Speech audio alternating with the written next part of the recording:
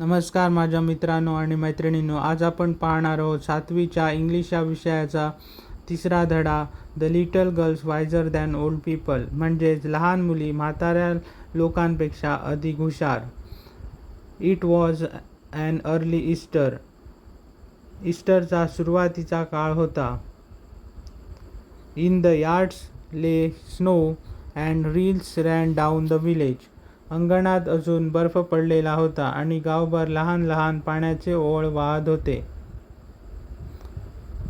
A large puddle had run down from a manure pile into a lane between two farms. शेणाच्या ढिगातून वाहत असलेले पाणी दोन शेतांमधील गल्लीत साचून मोठा डबका तयार झाला होता. And at this puddle, two girls, one older than the other, had met. त्या डबक्याजवळ दोन मुली भेटल्या. Both of them had been dressed by their mothers in new clothes. त्यापैकी एक दुसरीपेक्षा मोठी होती. दोघांनीही त्यांच्या आईने नवीन कपडे घातलेले होते. The little girl had a blue dress and the elder a yellow one with a design. लहान मुलीने निळ्या रंगाचा फ्रॉक घातला होता तर मोठ्या मुलीने नक्षीदार पिवळा फ्रॉक घातला होता. Both had their heads wrapped in a real kerchiefs. दोघांच्याही डोक्यावर लाल रंगाचे रुमाल बांधलेले होते. After prayers in the church, the two girls went to the puddle, where they showed their new garments to each other. चर्चमध्ये प्रार्थना झाल्यानंतर त्या दोघी डबक्याजवळ गेल्या. त्यांनी एकमेकींना आपले नवीन कपडे दाखवले आणि खेळू लागल्या. They wanted to splash into the water. The little girl started to go into the puddle with her shoes on, but the older girl said to her, "Don't go, Malasha. Your mother will scold you. I will take off my shoes and you do the same." त्यांना पाण्यात उड्या मारून खेळायचे होते. लहान मुलगी बूट घालूनच डबक्यात उतरणार होती, पण मोठी मुलगी तिला म्हणाली, "नको ग मलाशा, तुझी आई तुला रागावेल. मी माझे बूट काढते, तूही तसेच कर." The girls took off their shoes, raised their skirts and walked through the puddle towards each other. Malasha stepped in up to her ankle and said, "It's a deep, Akulka, I am afraid."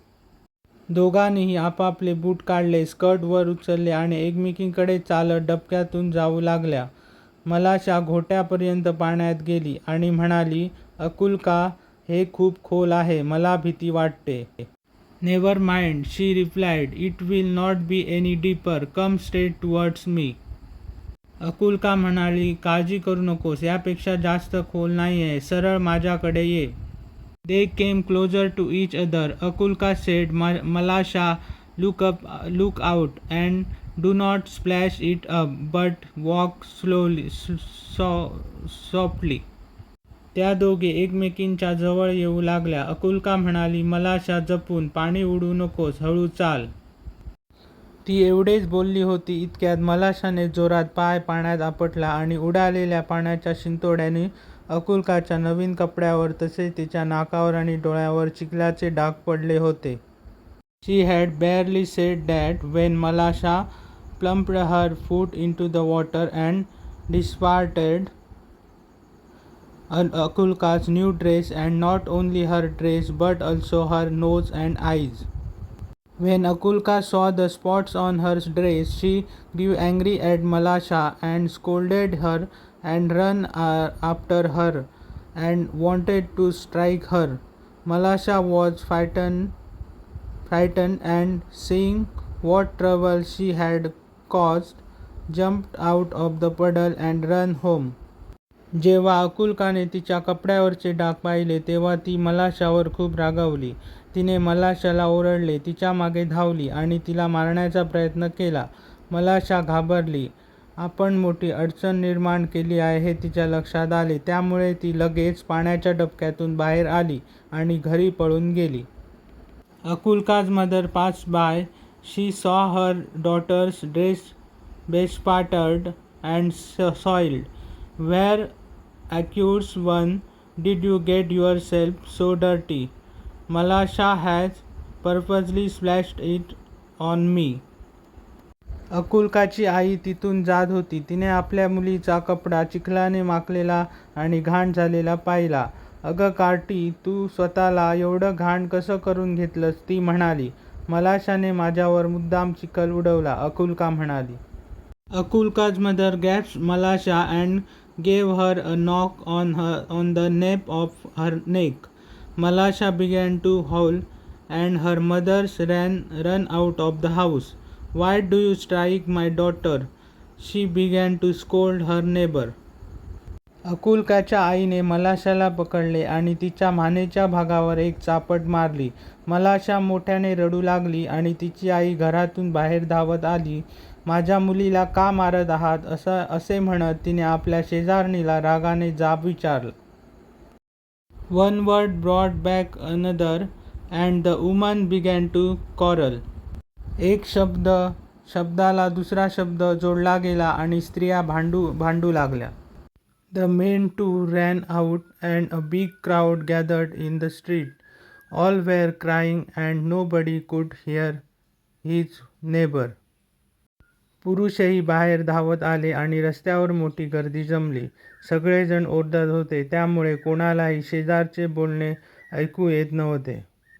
They scolded and crushed each other. One man gave another man a push and a fight had begun. ते एकमेकांना शिव्या देत होते. एका माणसाने दुसऱ्या माणसाला ढकलले आणि भांडण सुरू झाले. When Akulka's grandmother came out, she stepped in the midst of the peasants and began to talk to them. What are you doing, dear ones? Consider the holiday. This is a time for rejoicing, and see what sin you are doing. इतक्यात अकुल्काची आजी बाहेर आली. ती गावकऱ्यांच्या मध्ये जाऊन त्यांना म्हणाली, अहो माझ्या लेकरांनो, तुम्ही काय करत आहात? आजचा सण लक्षात ठेवा. हा आनंद साजरा करण्याचा दिवस आहे आणि पहा तुम्ही किती मोठे पाप करत आहात. They paid no attention to the old woman and almost knocked her off her feet. She would never have stopped them if it had not been for Akulka and Malasha. पण कोणीही त्या वृद्ध स्त्रीचे ऐकले नाही. उलट गर्दीत तिला जवळजवळ पाडूनच दिले. अकुल्का आणि मलाशा नसत्या तर ती त्यांना कधीच थांबवू शकली नसती. While the woman exchanged words, Akulka wiped off her dress and went back to the puddle in the lane. She picked up a pebble and began to scratch the ground so as to let the water off into the street. While she was scratching, Malasha came up and began to help her. She picked up a chip and widened the reel. दरम्यान स्त्रिया एकमेकांशी वाद घालत असताना अकुल्काने आपल्या कपड्यावरील चिखल झटकला आणि पुन्हा गल्लीतल्या पाण्याच्या डबक्याकडे गेली. तिने एक छोटा दगड उचलला आणि जमिनीवर खाच काढू लागली, जेणेकरून डबक्यातील पाणी रस्त्याकडे वाहू लागेल. तीच खाच काढत असताना मलाशाही तिच्याजवळ आली आणि तिला मदत करू लागली. तिने लाकडाचा एक छोटा तुकडा उचलून तो पाण्याचा छोटा प्रवाह आणखी रुंद केला. The peasants had begun to fight just as the water went down the reel towards the place where the old woman was trying to separate the men. The girl ran, one from one side of the reel, the other from the other side.